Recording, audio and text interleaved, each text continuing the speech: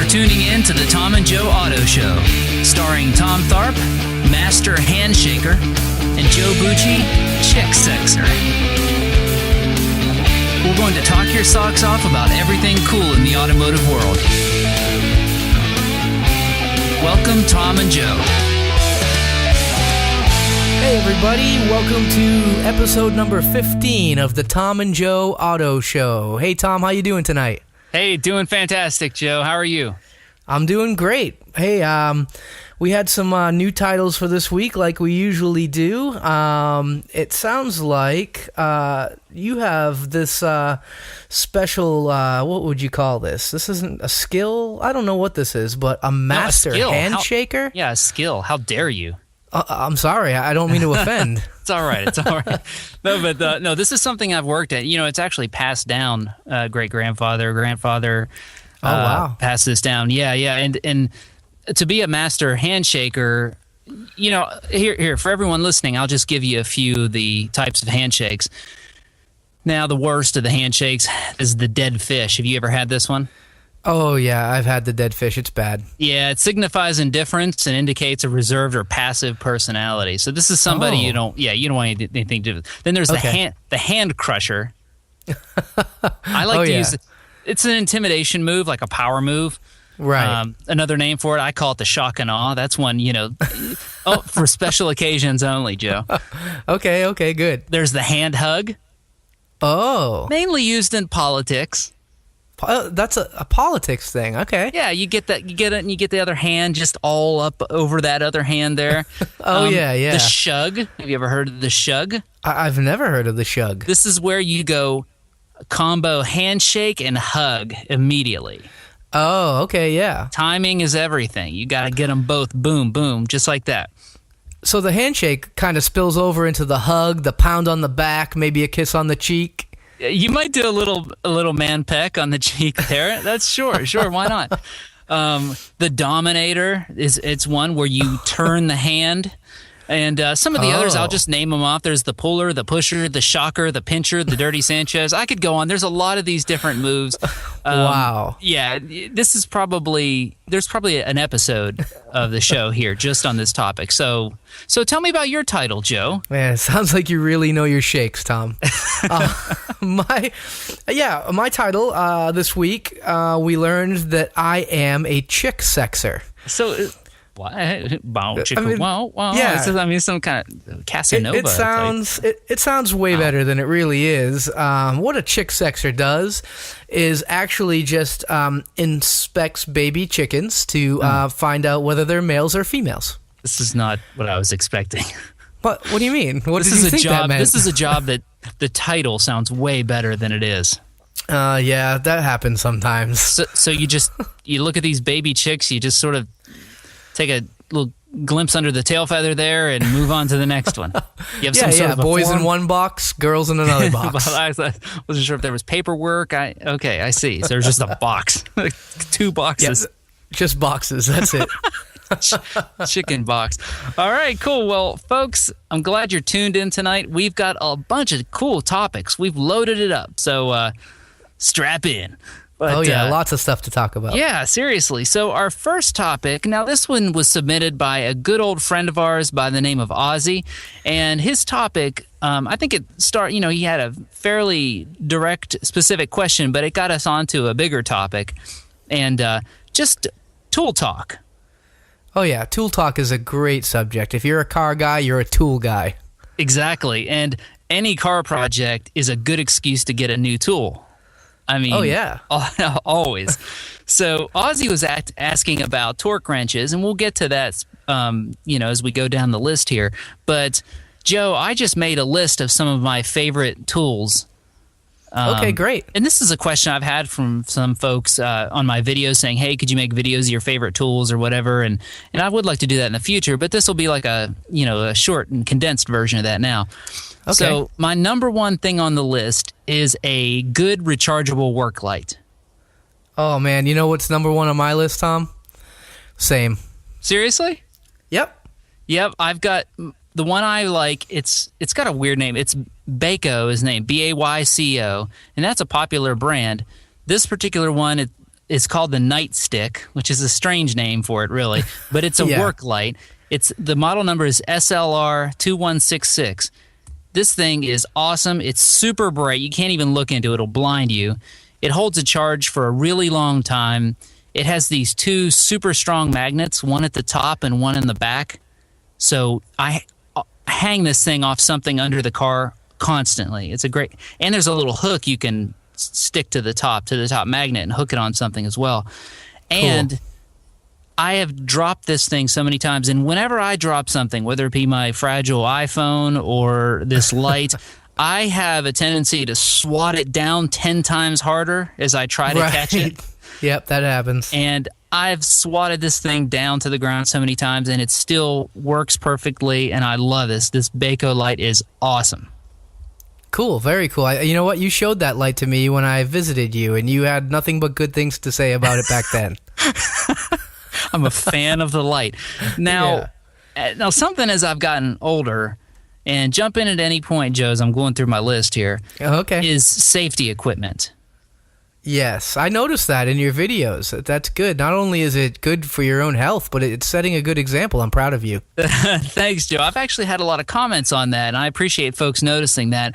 And part of it is, I think it's just wisdom that comes with age. I mean, what I noticed is when I would run the angle grinder, my ears would ring. You know what I'm saying? It's just simple things like that, like I would, be working the cutoff wheel and my face would hurt. Because pieces of metal would be flying at it.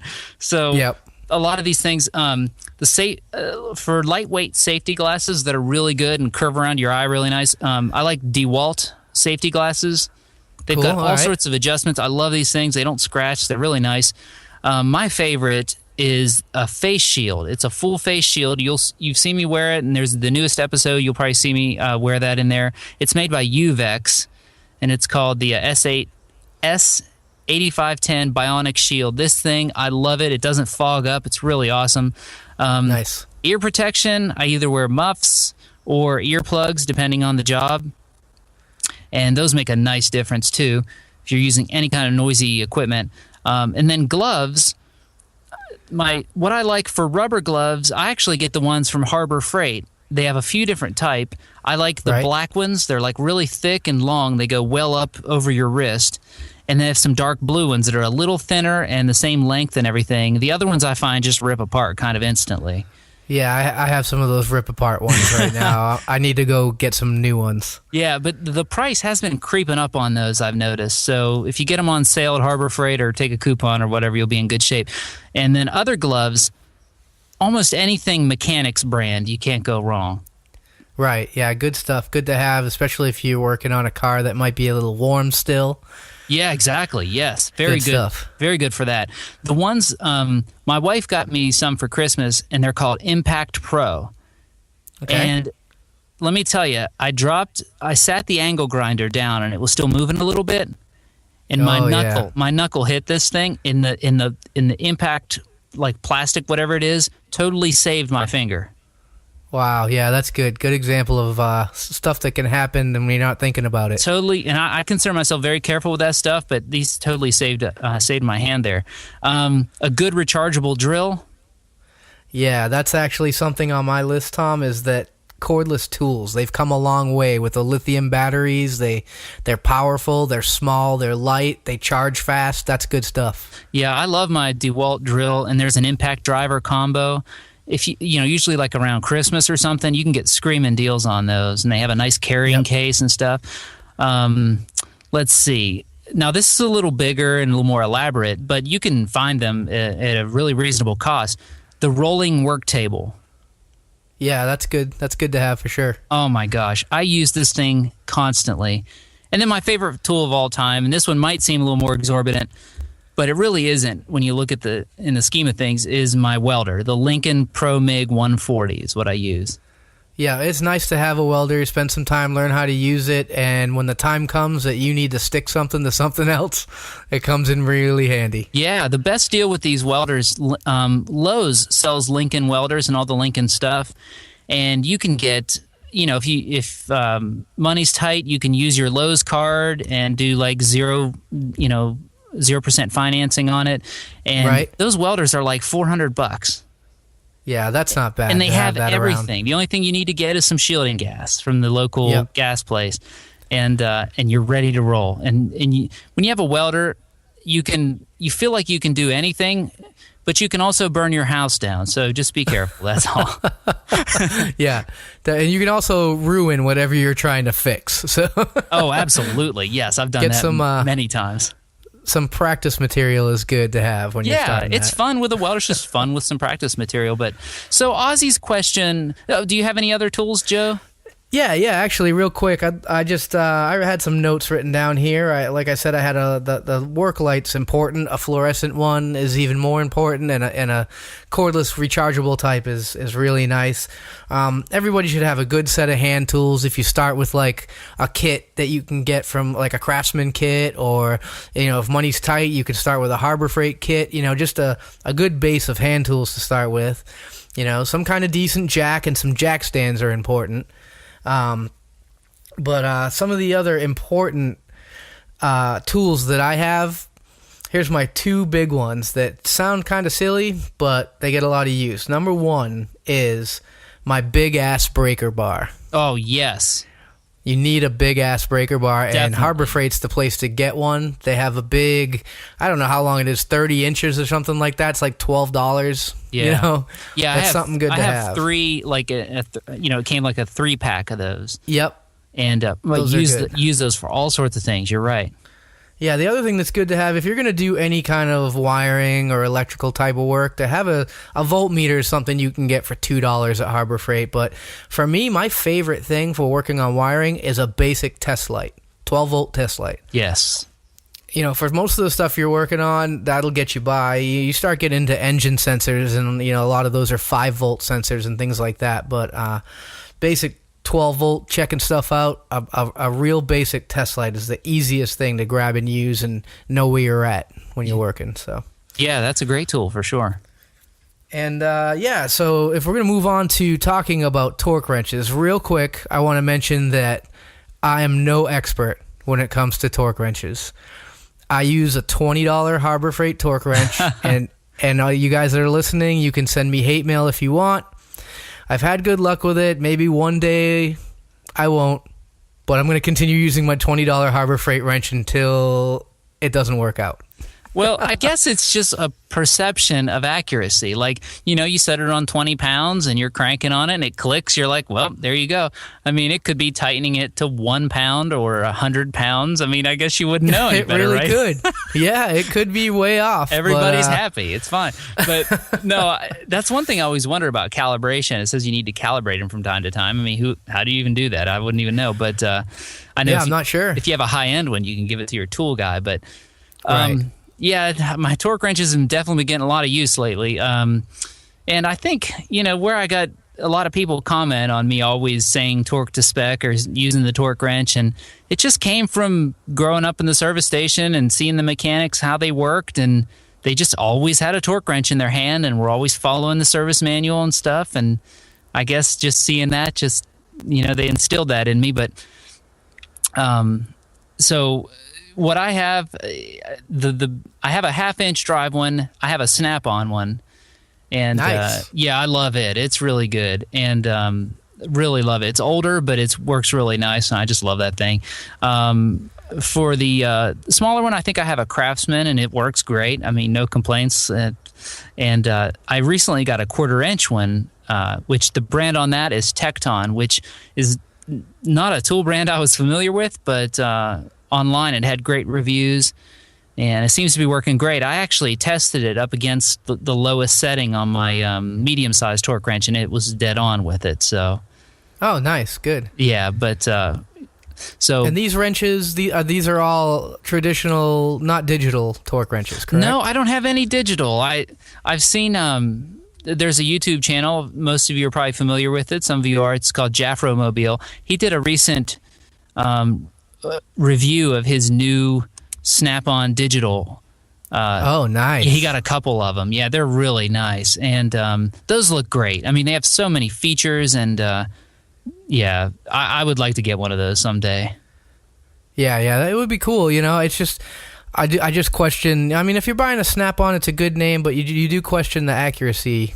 No matter what you're using, I mean, how do you know? How do you know it's accurate without having it tested? There was a magazine, I forget which magazine, I forget which one it was, but they did a test of, they got big name ones. They had a Harbor Freight, they had Sears, they had Home Depot, everything in there.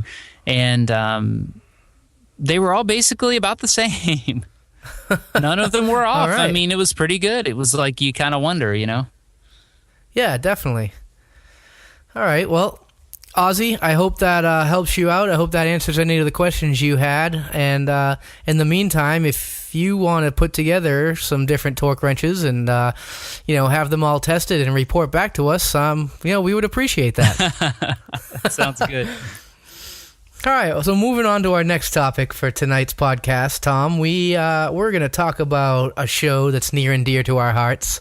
Yeah. And it's called Motorweek! Yeah. Exclamation point. Yeah, this is Motorweek. You got that guy that the guy. Interesting. This show, it's television's longest running and most respected automotive series. Debuted in 1981. Yeah, that's pretty crazy. And it's produced still by Maryland Public Television. And shown on mainly PBS stations, but locally you've been able to catch it on the Velocity channel. I don't know if you have that channel, Joe. Yep, that's where I watch that show. Yep, me too. And I DVR it and watch it. But, that show, what's interesting, it's been the same host, that voice I did there. That's John Davis, who's been the same host. And he's also the creator of the series and the producer. And it's funny just because you watch that show in 81 and now it's just the same. It's pretty amazing. I mean, you see the age difference, but it's really not much. I mean, he walks up in the same kind of clothes in the same way and says the same thing and same hand motion and the whole deal from 1981 until now. A couple observations about Motorweek. Their road tests. I always liked that show because they would show the cars. Even as a kid, I remember thinking how cool that show was because they showed the cars like doing a drag strip run. Yeah, that's really cool. And doing a slalom and braking. Yep. And I just loved seeing that. Now, the disappointing part was, I read Motor Trend, Car and Driver back then. And their acceleration tests were always way slower than the magazines. Yeah, I've noticed that as well. I'm not sure why that happens. I don't know either. I don't know. I mean, John Davis, maybe he's not a very good driver. I don't know. Yeah. I don't. I was about to do another impression of him insulting you, but I decided otherwise. Oh boy, I'm not good enough at it. But I don't know. Yeah, they're always way off as anything, no matter what it is. But it's fun to watch those old reviews. Even now, I mean, they've been doing something really cool on YouTube lately. And if you subscribe to their channel, they're uploading all of these classic reviews. Okay, I've seen them popping up on Facebook here and there. People have been posting them. Really cool and obscure cars, I'm sure, that you've forgotten about. They've posted some that I completely forgotten about. Some old rare GM turbo 4-cylinder cars and stuff. Right, and that's cool. Yeah, like what was the Nissan Pulsar Turbo or something? All sorts of, they did the Grand National. They did the old Dodge Colt GT. Turbo. Oh, cool. Yeah, and they've been uploading like a few of these a week, and they are great fun. And what's always surprising to me, it's like, wow, in your mind, these cars were like fast back then. Right. And then you see the old Motorweek quarter mile and 0 to 60, and you're like, oh my gosh, that thing was slow. Yeah. I know they were impressive for their time, is what they say, right? They were. But that show, I'm sure a lot of you listening have seen Motorweek. If you haven't, check it out. It's fun. Definitely, the retro reviews are so cool to check out, and you get to see all the hairstyles from over the years. The people get inside the car. You see, dude with the mullet and everything. But I like that guy that always gets in and shows you what the legroom is like and that sort of thing. I was just about to comment on that. They get in and like violently rock the chair back and forth, and you just like goof around in the interior and. You know what's funny is Jonathan Davis. Every time I hear him say his name, I think about the singer for the metal band Korn. Oh, Korn, his yeah. name is Jonathan Davis. Yeah, Yeah. I'd like to swap those two guys out. that would be good. Get Jonathan Davis from Motorweek up on stage with Korn, and get Yeah, the Korn guy, showing you the new Chrysler Sebring. and you have great guy Pat Goss. Oh yeah, Goss's Garage. Yeah, he's on there giving you tips and tricks. That's kind of cool. Yeah, he's real straightforward, no BS. Again, the formula's always been the same. I mean, the way he's been doing it. But they have given the show a makeover, with all the high def and a lot more camera angles and stuff. And let me tell you, they get every cool car there is. I mean, they're, if you want to see the the Z06 Corvette flying around a road course in full high def, where else are you going to see that? Yeah, it's really cool, and it's that magazine format. It's like you literally took your Motor Trend or whatever Road and Track magazine and threw it at your TV, and there it is. The magazine's on the screen. It's really cool. Yeah, so there you go, Motor Week, and then you got the classic ones on YouTube to check out. Lots of fun, and that'll keep you busy for a while for sure. Oh yeah, start watching those and report back to us with everything that you enjoyed on that YouTube channel. All right, Tom. Well, that's our two topics here for before the break. We'll take our break here, and then we'll come back with rapid fire news topics. Yeah, sounds good. Sound? I like it. Let's do it.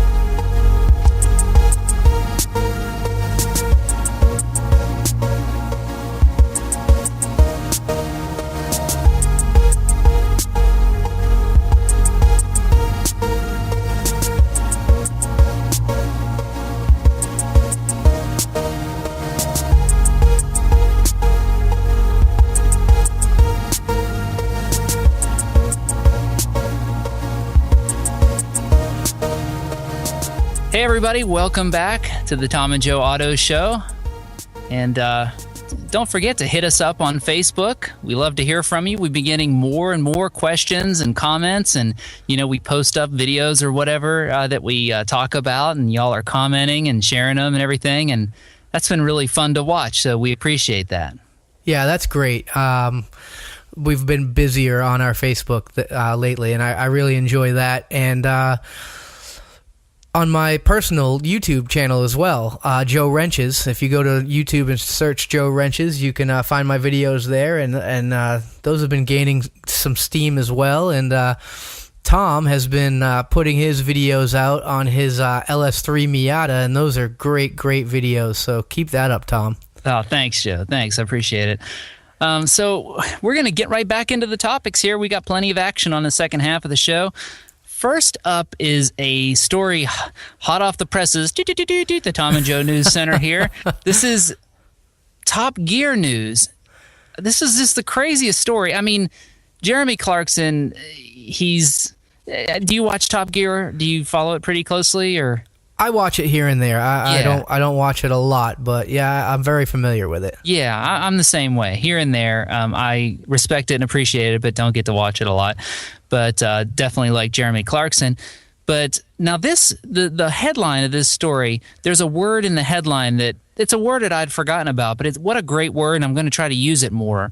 It says Jeremy Clarkson was involved in a fracas. A fracas? Am I saying that right? I'm not even sure how to say it. I'm not sure. I think you nailed it the first time, but fracas? Yeah, it is a great word. Yeah. So he's alleged to have lashed out at a Top Gear producer because he was told he could not order a sirloin steak after a long day of filming. Yeah, it sounds kind of bad. Yeah, I know. Let's see. He was ravenous after arriving at his hotel around 10 p.m. last Wednesday night, lost his temper after he was being told there was no hot food available. And a fracas erupted when the producer told him the kitchen was closed and suggested a platter of cold meats and cheeses instead. And then there was a bit of a kerfuffle, if I may combine that with fracas, and between Clarkson and the producer. And now the BBC is saying, no more Top Gear. That's it. I mean, they're in the heat of their season right now. It's just getting started. Yeah, it's very hard to believe that they would drop it that quick, but after the fisticuffs that went down. I guess a good way to get your show canceled is to go ahead and punch your producer. Yeah, I'd say so. But, on the other hand, I almost just, I don't know. They have such innovative ways of drawing attention to themselves and getting publicity. Yeah, you wonder about that. You almost kind of wonder. It's like, I feel like they can just do anything they want publicity-wise. I mean, they've been in the middle of, what were they in? They were in a foreign country. Where was it? Yeah, I remember hearing about that. Yeah, they got ran out. They got attacked, and yep. But they provoke the where they go. They provoke the people. Yeah. I mean, I don't know if you remember the episode where they came to the South. No, I don't. Oh my gosh, that's a classic. It's on YouTube. But they basically get 3 cars and bring them to all this. They drive them all through the southern states, right? And they each spray paint like offensive things on each other's cars. Oh boy! And there's basically dudes in trucks like running them off the road and stuff. So they totally bring this on themselves. But so there's a little part of me that thinks that there's some publicity going on here, and they're just. But on the other hand, I mean, I really hope it doesn't go away. I mean, I hope it doesn't go away. And I know we're not the only ones. There's a ton of support for Jeremy Clarkson. I see it on Facebook, petitions and all that sort of stuff. Yeah. I don't want to. If this really happened, it sounds like he was kind of being a jerk, and I hate to support him if he was acting like a jerk. But he doesn't just automatically get a pass. Yeah, I know. I'm with you. But on the other hand, I have worked some long days on the road, and really look forward to that steak at the end of the day. I've totally been in that position, but I wouldn't punch anybody over it, You wouldn't? Are you sure? No, I would knock over a table or something, but I'm not going to punch somebody over a steak. Definitely not. No, I feel like if that really happened, then there may have been some existing bad blood there. There you go. Exactly. Well said. I think you're right. But there's this article that I got from the Sydney Morning Herald in Australia. It just goes on down the list of all of his issues he's had with law or BBC or whoever. It just goes on down the line every year, 2, 3 times a year. He's been in a lot of trouble. So anyway, a history of this sort of thing, basically. Yeah, so we'll keep a close eye on this the breaking story here in the Tom and Joe News Center. Finger on the pulse of the automotive nation. All right, Tom. Well, let's move on to our next news topic of the second half of episode number 15 here.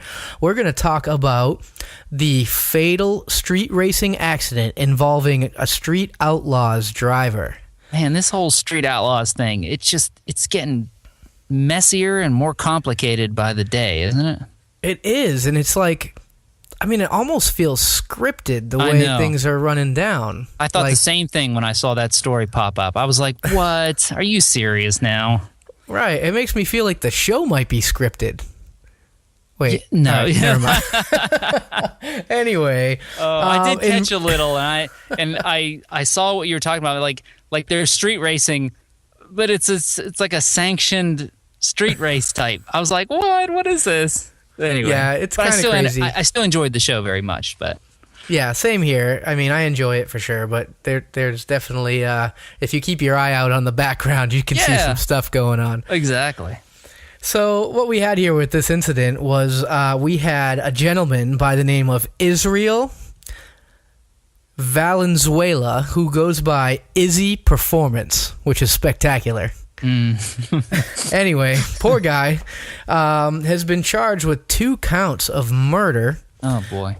Some of the details are really unclear to me, but for example, the articles that I've read have said that he wasn't even driving.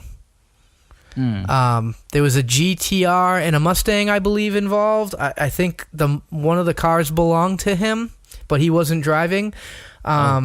Really weird. They're charging him with 2 counts of murder and also looking to get him for promoting and organizing the event. Oh, boy. And my opinion on this is that, first of all, if he wasn't driving the car, I'm not sure how he can be charged with murder. But even if he was, I think that manslaughter is the appropriate charge here. Murder to me is like premeditated. You know what I mean? Right. And I feel like it might be a little too harsh, and maybe they're just trying to prove a point. But he's being held at $2 million bail. Jeez. And he's facing 33 years to life. So, holy cow! Well, that's in some cases like this, they do want to set an example. It's tragic for sure. Definitely. I don't know. It's hard for me to comment. I just basically saw the headlines and skimmed the story as it came through and on Facebook or whatever. So I don't know all the details other than what you've told me in the basics I've read. But bad all around, it sounds like. Yeah, it's definitely bad, and it's something that everybody knew could happen. And like I said earlier, almost in a scripted manner, it did happen. And I don't want to disrespect the people who lost their lives here, but I do feel like the punishment might be a little severe here. I'm not sure. The first thing I think of is, where were these guys standing? Yeah. That they were hit by a car moving at 55 miles per hour. Oh, and you always see that in these not like Street Outlaws or just any of these online videos. There's just people standing all over the place. Yeah, I always think of, like, when I was younger, I would have been one of those people standing there probably, but now it's sure. I tune into that sort of thing and it just gives me the chills, Yeah, and even when you're at the actual drag strip, you always hear the announcers telling people to move closer to the starting line. They don't want anybody down the end of the track where the cars are moving at high speeds and can lose control, Exactly, yeah. So, I don't know. There's not a lot of details out there, so there's a lot of speculation. But it's definitely a story, and that's something we can keep our eye on, Tom. Yeah, add it to the list in the news center there. All right. Well, we'll keep an eye on all these topics, like Joe said. This next one, this is one I saw, but Joe brought it back to my attention, and I'm glad he did, because it deserves another look for sure. Yeah, dude. Did you see that? Oh, dude, I did, and it's great. It's just, the media outside of like the automotive press, the general television station type media, they have no clue about cars. Yeah, they really don't have any idea. I kind of want to say they should just leave it to the professionals. Yeah, I agree. So set the stage for this one, Joe. Okay, what we have here is ABC affiliate Cleveland's Newsnet Channel 5. In their news, they put a picture of the new Ford GT on the screen. Yeah, nice blue. I saw that. Oh, yeah, that beautiful car that we've talked about a few times. Blue, or whatever it's called, yeah. Good stuff. And underneath the picture of the new Ford GT is the caption: Ford unveils the new Lamborghini. What? God. And what makes me laugh about this is, when I was looking at this, there's a small paragraph underneath the screenshot of this picture and caption, and the paragraph underneath said that the news channel here was using the word Lamborghini as you would use the word Kleenex, which had me rolling. Like, I was trying to think of an example like that too. Like, Ford says their new Lamborghini will, their Lamborghini sports car will hit, 0 to 60. And I don't know. They always have all the facts wrong. Anytime the local television news gets into automotive, it's always a total disaster. This is great. And to see people have started taking that screenshot and turning it into a meme. Oh, yeah. Always. Yeah, always. And I told Joe, my favorite is that I've seen so far is they stuck the Star Trek guy doing the face palm in front of it. And that's exactly my reaction when I saw that. I was like, what? Ford unveils Lamborghini? It's so funny. But, and what's funny about TV stations is that went through a couple layers of writers and things, I mean, that's the funniest part. That is funny. And in other news, Ferrari is upset that their name is not the universal term for supercar. Ford unveils new Ferrari. Well, Ford took a little shot at Ferrari at Geneva. Did you hear really? about this? No, I didn't. Dude, did you see this? So at the Geneva Auto Show, Ford had a huge banner up of the Ford GT as you walked into the show. And it said, introducing the La Ford. It was the play on the La Ferrari. Yeah. Wow. And I guess, I don't know if it got criticism or this was their plan all along, but they took that down and then just said, introducing new Ford GT. They changed the sign. Oh, they got some pressure on it, huh? Something. Or there's just a plan to rile people up and they had plan B ready to go. Right. I swear, I think anything like that's deliberate these days, no matter what. But if you search for that, you'll see it. It was really well done, too, the whole poster and how they did it and everything. Well, that's a lot of talk, man. I hope they can back it up. A lot of talk with that V6 in there. A lot of talk with that V6 in there. It's like a glorified SHO Taurus. Exactly. Well, maybe not. It's the same engine, Joe. It's the same exact engine. Yeah, same thing. You ever talk to that guy at the AutoZone? It's the same engine. It's the same engine in there. Right. What kind of wipers? Okay, what engine? Yeah. Oh, sorry. Okay, now, I don't know if you can hear the anticipation in my voice. Heart rate's going up, blood pressure rising, face is red, breaking out a little cold sweat. It's time for Stump the Chump, Joe. All right, I'm ready. I'm ready for Stump the Chump. All right, I am too. Who's going to go for it? This is, folks, if you don't know, if you're new to the show, Stump the Chump is where Joe and I, we will give each other a few hints about a car, and we try to guess the 0 to 60 in quarter mile time. Right, yeah. This is, you know what? I don't have a 0 to 60 for you this week, Tom, but that's okay. I do have something for you. I'm going to go ahead and go first. You all right with that? Oh, yeah, I'm good. Okay, I have a question here, and if you've already heard about this, then I have a backup question. So let me know if you're already familiar. Okay. Okay. My question for you on this episode of Stump the Chump is, can you tell me how fast the fastest electric dragster is in the quarter mile? I'm just guessing. Haven't heard anything about this, huh? No, I haven't. It sounds familiar, rings a bell, and but I don't recall. Man, they're fast, though. They're pretty fast, yeah. And the way they leave the line is just so violent and weird. It's like quiet and... yeah. So this is a dragster. Could you tell me what kind of... Is it like a rail dragster? Yeah. It's like, that engine behind the driver type of, modern rail. Okay, gotcha. Oh, man. It's got to be way up there. So you're looking for an ET in a mile per hour? Actually, this is just mile per hour. Afterwards, I'll give you a couple other quick facts. Okay. I'm going to say 212. 212. Not too far off, Tom. I thought you were going to shoot way higher than that for a minute, but yeah.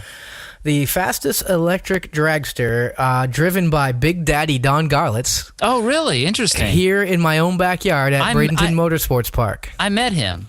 Oh, you did? One-on-one. He didn't tell you about his dragster? He was at a big auto show in San Francisco, and he was all by himself, looking lonely, and I just went and introduced myself, and he just started talking.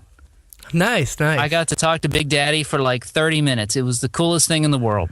Oh, that's really cool. Yeah. I'm jealous of that for sure. Really All right, awesome anyway, guy. the number here on his dragster, he recently was back at the track trying to beat this number, but he was not successful. But the last time he was at the track, he was shooting for 200 miles an hour, and he made it to 184.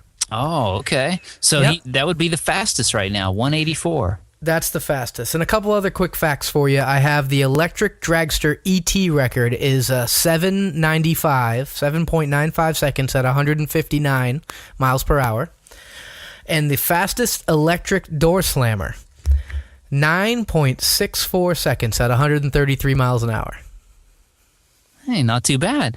I'm fascinated with that technology, and I don't know. I could see myself fooling with that someday, potentially, Yeah, sure, definitely. It's very interesting. I know that they have some kind of box that regulates the voltage to the motor, and that's what interests me right there. Yeah, that mystery box there. Yep. All right, Joe. Well, well played, and very interesting too. All right, so mine here. Now, this is a blast from the past, Joe. Okay, all right, I'm ready. I've got my Car and Driver from April of 1991. 91, okay. I've got the Road Test Digest pulled up here. Right. That's where you have a list of all the cars. They used to list all the cars by make, model, price, 0 to 60, top speed, braking. It was the greatest thing. You just go on down the list and compare every car out there right now. I love it.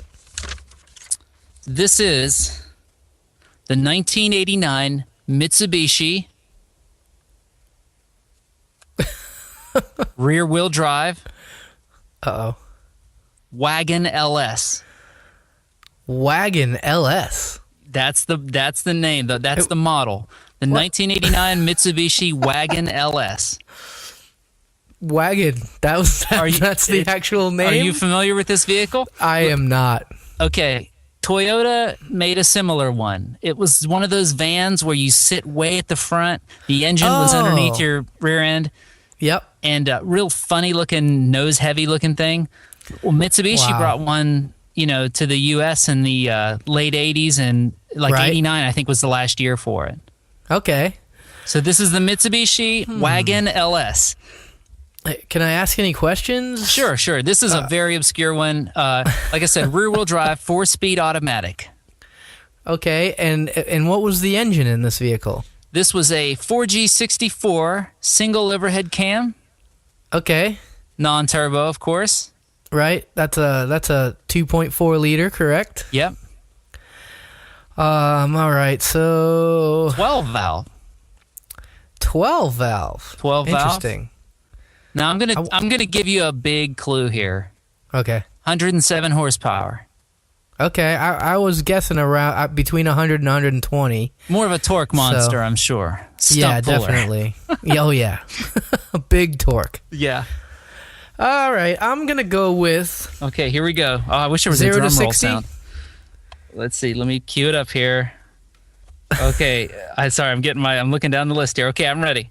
All right, 0 to 60, I'm going with 11.3 seconds. Okay, what's your quarter mile? I'm going to say 18.8 at 74 miles an hour. Okay, now give me a top speed on this. It's like a refrigerator on wheels, literally. Top speed in that car is 85. Okay. You got your feelers. I can tell your feelers are up. You're tuned in here. Now, the 0 to 60, 14 flat. Oh, wow. 14 seconds, 0 to 60. That's a really slow car. Quarter mile, 19.6. Wow. Now, unfortunately, I don't have a mile per hour for the quarter mile. I looked down and realized I didn't have that. Okay. Top speed, 87. You missed it by 2. Ooh, Very close there. I think you get it. That's close enough. Yes, close enough I win. For me. And I believe, looking down the list, I believe that was, I was going to say it was the slowest car, but it was not. In the quarter mile, I believe it may have been, from my list, it was the slowest vehicle you could buy in the U.S. in 0 to 60 and quarter mile. But not top speed. The Suzuki Samurai only went 77 on the top end. Well, that's good, because I don't think I want to go any faster than 77 in a Samurai. Oh, so there you go, the Mitsubishi Wagon LS. All right, nice, yeah. That was dug way up from the bottom of the barrel, Tom. Thank you. I did. I went to the archives for that one, Joe. All right, cool. Well, I think we have one more topic for episode 15 here. Tom and I are going to talk a little bit about purchasing a used car. Yeah, and I had a Facebook message. I've been getting lots of Facebook messages on the Tom's Turbo Garage page, and a lot of people saying they're watching the podcast or listening to the podcast and checking out my videos, and I really appreciate all that. I had a gentleman send in a question saying, could you make a video on how to purchase cars on Craigslist? And I mean, I thought that was a really good request, and I said to him, I said, "Hey, how about we just talk about it on the podcast?" And because I'm not sure when I'll be able to make a video on that sort of thing anytime soon. But now, have you bought a car on Craigslist before, Joe? I bought a motorcycle on Craigslist. Did you? Yeah. Yep, I did, and it's a little bit of a scary proposition, you know. There's definitely some things you need to look out for. The guy that I met up with was a very cautious individual as well. He had his little bill marker to make sure that my bills were real. That's a good tip. That's a great tip. That is a good tip, yeah. You Counting can go buy the money, one too. Yeah, you got to count it. You use a little marker, pick one up at Walmart. It's a really good idea. Wow, that's a great tip. And that goes to anything. I've bought parts on Craigslist, and that's a great tip right there. Or selling parts or buying parts, yeah. Yeah. Definitely always meet in a very a very busy area, and have someone with you if possible. I mean, there's all that sort of, I want to say common sense, but when you hear about some of these stories that have happened recently, I guess it's easy to forget about those things. Yeah, you definitely have to be careful in all those ways for your own safety. And then when you're actually looking at the vehicle that you're going to be purchasing, you know, you need to make sure you check the vehicle out. Something to look out for, and again, I'll relate this to the purchase that I made. The title that this gentleman gave me for this motorcycle, it was a Massachusetts title, which made me a little bit nervous, but it was titled in his name, which was good. So Tom and I were talking about how sometimes you might come across somebody who they have the title, but it's not in their name. It's from the person they bought the car from, and it's a good indicator that that person is either, you know, just kind of polishing up a turd and getting rid of it, sending it your way, or maybe there's something major wrong with it, and they already know that. There might be a lien against it or something. I mean, it could be so many different things. So you have to be super careful about those weird titles. I mean, you know, there are gems and good deals to be found on Craigslist. I found my Galant VR4 on Craigslist. Yeah, cool. You know, one owner. They'd never sold a car on there before. They just decided to try it out. The funny thing is their listing looked like every other sort of half sketchy listing on Craigslist, where the pictures they post are sort of blurry and weird, and they don't give you any details. And you're like, oh, here I go. I'm going to go look at this car, but they invited me to their house to come check it out, which I would never ever do in a million years if I was selling something on Craigslist. But yep. But there they were. They invited me to, but they were very nice people, and ended up being a great car. But I did take all the steps, you know, checked the car out very thoroughly, you know, made sure the title was clear and all, Carfax, did all that kind of stuff, inspected it very closely. Turned out to be a really nice car, but I think it's a lot of common sense, and, you know, like with anything, any purchase like this, don't be afraid to walk away. Right. You know, you may have driven 3 hours, and but, you know, if it's not exactly what you want, or there's a couple nits or something just doesn't seem right, cut your losses, you know, and head back home. Yeah, definitely. I agree with that, and I think it's important that you check the car out the best of your abilities while you're there as well, you know. Some things that I'm sure to check immediately if I'm looking at a used car is just take a look at the coolant, pull the dipstick, look at the oil. It's pretty common if you have a head gasket or an oil cooler issue or anything where the coolant and the oil are near each other. Automatic tranny cooler that's in the radiator. You want to make sure you have no cross-contamination there on your fluids. And the other thing I like to do when I check out a car is bring a compression tester, because that can tell you a lot as well. Oh, wow, that's a good one. That's a pro tip there. The best tip I ever got was to look for the VIN tags, all the little VIN stickers that modern cars have. Right. If a car's ever been repainted, wherever it's been repainted, that VIN sticker won't be there anymore. So a manufacturer on any modern car, there'll be, I don't know, 20 of these VIN stickers in various places, you know, on the door, on the inside of the door panel, on the trunk lid, the trunk, They're everywhere, and all you got to do is a quick Google search. It'll tell you where all these little VIN stickers are, and I don't care if they tell the owner told you it's never been hit, never been painted. If that VIN sticker is not where it's supposed to be that the factory put on, something's up. Yeah, very good tip. They don't just fall off. Right, definitely. Yep, that's good stuff. Yeah, you might want to take a quick look at the title and compare that VIN number that's on the title to some of those stickers that are on the car while you're at it. Yeah, exactly. Yeah, they all have to match. That's thing number one. Then they all have to be there too. But I would say Google's your friend here. If there's any specific like performance car specifically you're looking for, a lot of people say, "Hey Tom, I'm looking at a Grand National or something. What should I look for?" I mean, I'm no expert. I mean, I know a few things, but I always like a quick Google search, and I found on the Grand National website they have a whole buyer's guide on there. Oh, great! That's gives perfect. You everything, all the common things that go wrong, the rust spots and things. And I found this for just about every car there is. There's a forum for it, and then there's a buyer's guide. Whether you're buying like an Evo or you're buying a Chevy Tahoe, no matter what it is, you'll find like one of these buyer's guides, and that's a very good resource too. Yeah, that's great. Yeah, and you know what? I have a quick story for you. Back when I was a teenager, living in New England, I drove 3 hours to go look at a 1982 280ZX.